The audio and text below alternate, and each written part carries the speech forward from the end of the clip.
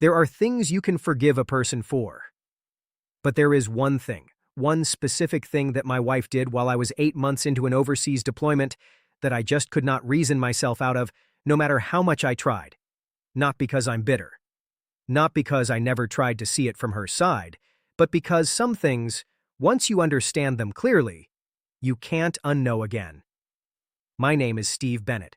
I'm 39 years old, and this is the story of what I came home to, and what I chose to do about it.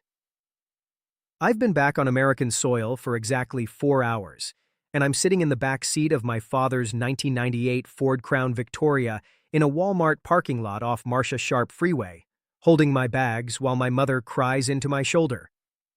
This was not the homecoming I imagined. For 8 months, I had been overseas. Heat, sand, 12-hour shifts, weak, lukewarm coffee, phone calls that would drop at the worst possible time. In my mind, I had built a picture of coming home. My wife June waiting at the door, a proper meal on the table, my own bed, and that quiet feeling you only get when you're next to someone you love after a long absence. Instead, I'm sitting in a parking lot. How does a man even begin to process something like that? My father is in the driver's seat, sitting very straight, staring out at the parking lot like he's trying to solve a problem that doesn't have an answer. My mother had been leaning against the passenger window asleep until I got in and woke her without meaning to. Eleanor's photograph, in a cracked frame with smoke-darkened edges, is sitting on the dashboard like another passenger, like it belongs there. I've been in places most people only see in news clips. I've seen things that stay with you forever. But nothing, and I mean nothing, prepared me for seeing my parents living out of a Crown Victoria in a Walmart parking lot. Stay with me, because this story goes somewhere you might not expect. If you're listening to this, drop a comment and tell me where you're watching from. Hit that like button and make sure you're subscribed.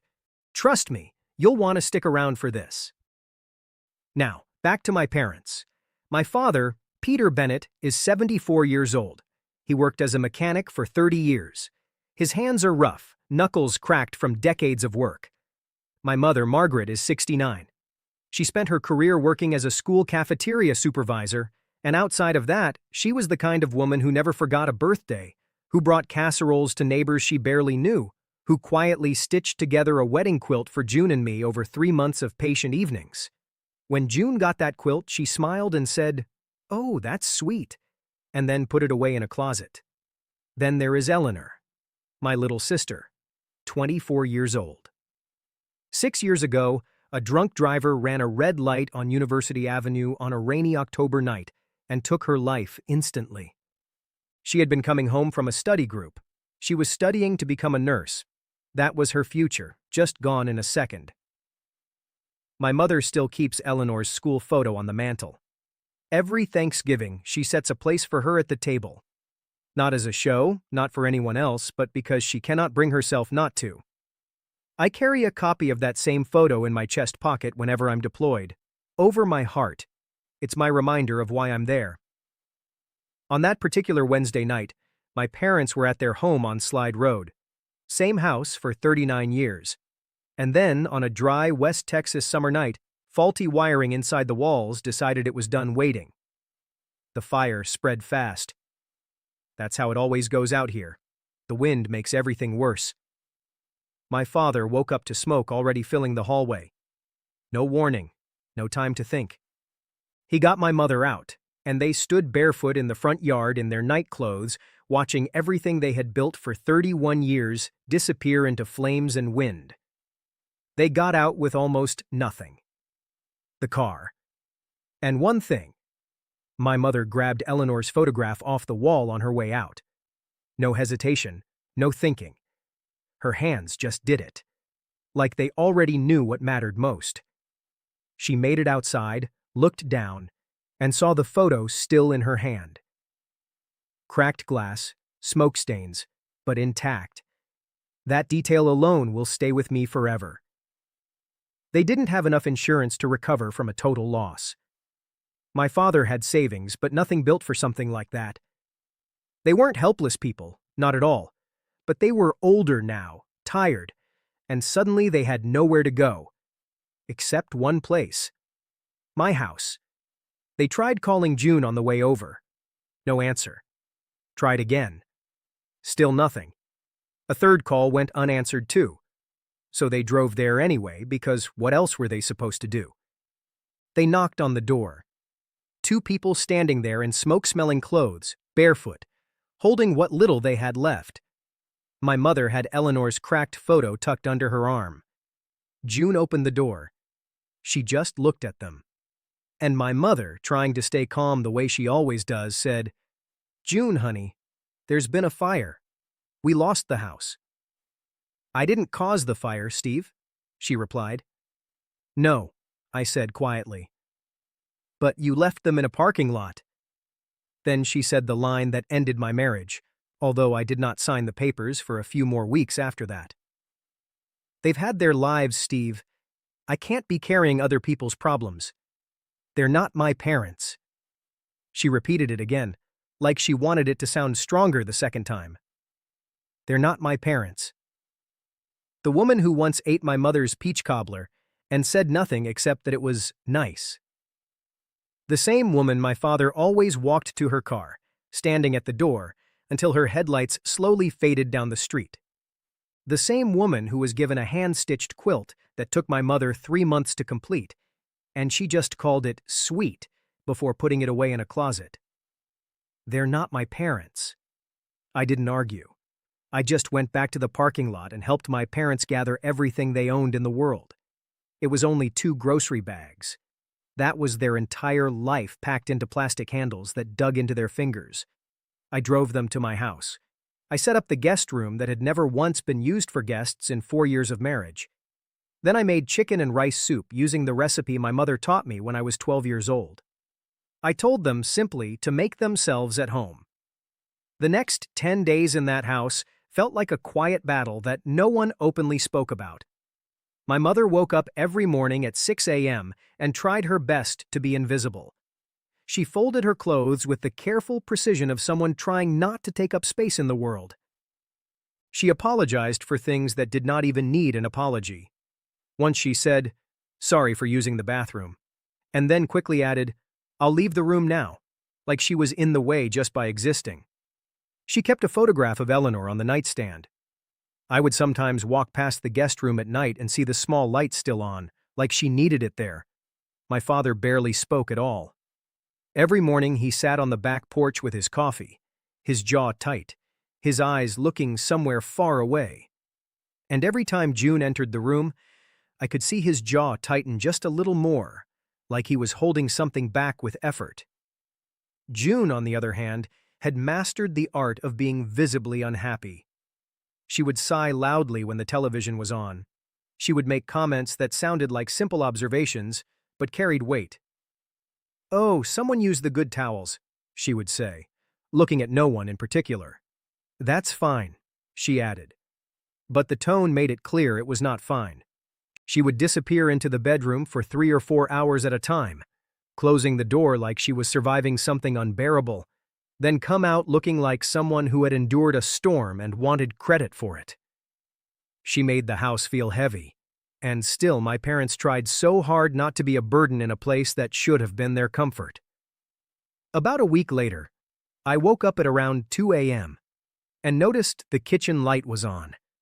My mother was sitting at the table in her robe, Eleanor's photograph placed in front of her. Her coffee had gone cold beside her hand. I sat down across from her without saying anything and made myself a cup. I just stayed there with her. After a while, she spoke softly. "She would have been 30 this year." I nodded. "Eleanor? Can you imagine her at 30? My mother gave a small, tired laugh. "Honestly? Terrifying." "She would probably be running something," I said. "Or leading a protest. Maybe both at the same time." That made her laugh again, a real laugh, one I had not heard in a long time. But then she touched the edge of the photograph, and the smile slowly disappeared from her face. "She used to say family is the only thing worth going to war for," my mother said quietly. Outside, the night sky at 2 a.m. felt different. The stars looked too close and too large. The horizon was wide and flat, stretching out endlessly, with nothing standing between you and it, except air. It somehow made everything feel bigger, but also strangely easier to carry at the same time. I went back inside knowing exactly what I had to do. I just needed to do it properly. If you have been listening for a while, do us one quick favor. Subscribe, hit the like button, and share your thoughts in the comments. 3 days later, I sat June down at the kitchen table. There was no shouting. I was done with shouting. It only gave her something to push against, and I did not want to give her anything anymore. I spoke calmly, like the decision had already been made, and the conversation was only left to finish itself. I am not asking you to be perfect, I said. I am not asking you to be someone else. But June, my parents loved you. And when they had nowhere else to go, you closed the door on them. She tried to interrupt me, but I kept going. I have tried to find a version of this where I can move past it, I said. I really have. But it is not there, because I don't just know what you did, I understand what it means, and I can't unknow that. Her voice turned sharp. So you're choosing them? Over your wife? Over your marriage? Yes, I said. I am. You will regret this, she said flatly. Maybe, I replied, but not today. I looked at her one last time and said, You should have just opened the door, June. That's all it was. That's all it ever was. I filed for divorce 12 days later. After that, I found my parents a small rental on Frankfurt Avenue. It was a single-story house with a porch and a yard just big enough for a garden. Nothing fancy at all. But it was the kind of place that becomes a home quickly when the right people are inside it. I paid for it. I mention that because sometimes choosing your family comes with a price, and you pay it without hesitation. That is the part I want you to really take in. Not just hear it, but actually sit with it for a moment. Because when everything changed, when the fire happened, it wasn't just an accident or a random moment that passed without meaning. It became a point in time where everything split into before and after. And in that moment, June had a choice. Just one moment, just one door. It wasn't complicated on the surface. It didn't require years of planning or deep analysis. It was immediate. It was human. It was raw. She stood there and saw two people. Two people who meant everything to me. Two people who had always shown her kindness without limits. People who never asked her to earn their care, never measured what they gave her, never kept track of who did what or how much was owed. They loved her in a way that didn't come with conditions attached. There were no hidden expectations, no silent rules, just genuine care, the kind that doesn't ask for anything in return. And in that moment, she chose to close the door. That is the part that stays with me the most. Not everything that happened afterward. Not the chaos, not the confusion, not the chain of events that followed. Those are just consequences, echoes of something deeper. Because the real story, the one that matters at the core, is that single decision. That one moment where she could have opened the door wider, or at least not shut it. But she did. And once that happened, everything else became something that could not be undone. Everything after that is just life reacting to that choice. Every argument, every silence, every distance that grew between people who once stood closer than family should have to stand. It all comes from that one closed door. Not from misunderstanding, not from bad timing. From that one decision made in a moment that seemed small but turned out to be everything. And now, when I look back at it, I don't just see what happened. I see what it means. Because life has a way of testing people in ways they don't expect. You think you understand yourself when things are calm. You believe you know how you'll react when things are normal and predictable. But then something breaks that normal. And suddenly you're standing in a version of reality you never prepared for. And in those moments, people show who they really are. Not who they claim to be, not who they hope to be, but who they actually are when the pressure is real and there is no time to perform or think too long. That is why I keep thinking about that door. Because everyone has a version of it in their life. Maybe not a physical door, maybe not a fire, maybe not a single dramatic moment, but there will be moments where someone you care about will need you. Moments where they are not strong. Moments where they are trying to hold themselves together while everything inside them is falling apart. And maybe they won't say it directly. Maybe they will call you and try to sound normal even though you can hear something in their voice that doesn't belong there. Something quiet, something heavy, something they are trying very hard to hide. Or maybe they won't even be able to say much at all. Maybe they will just stand somewhere they never thought they would end up. Somewhere unfamiliar. Somewhere uncomfortable.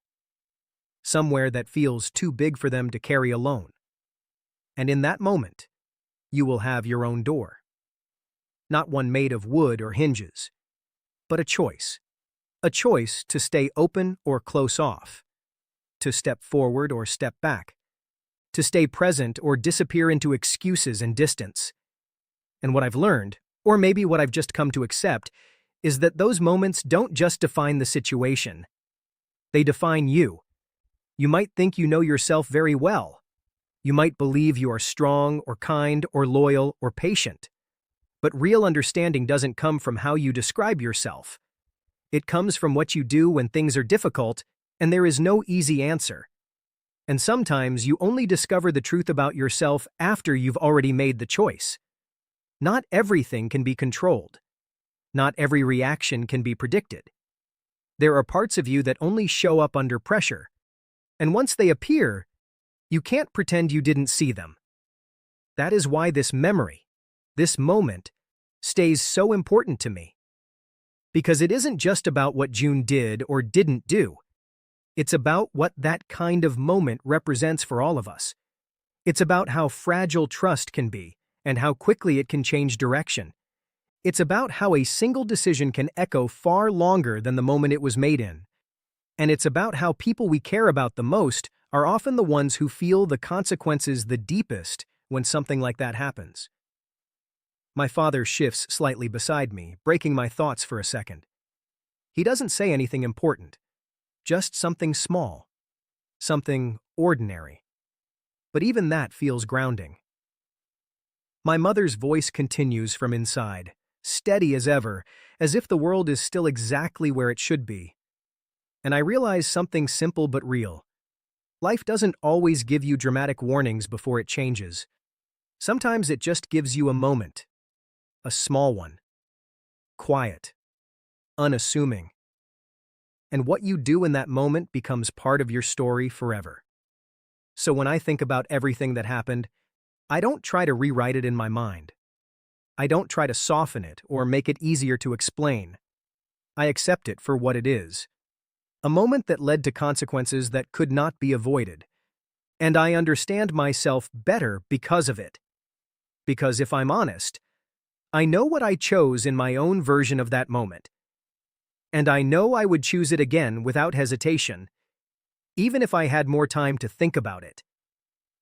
That is something I cannot ignore anymore. So if there is anything I want you to take from this, it's this. There will be moments in your life where everything feels like it is narrowing down to a single decision. A moment where you might not even realize how important it is until later. A moment where someone is standing in front of you, not asking for perfection, not asking for solutions, just asking in their own way, not to be left alone in what they are facing. And when that moment comes, you will understand something real about yourself. Something you cannot fake. Something you cannot rehearse. Something you either live or you don't. Because in the end, it's never just about what happened. It's about which doors were left open and which ones were closed. If you enjoyed this story, you can hit that like button, subscribe to the channel, and leave a comment below and share what you think about it. I will see you in the next one.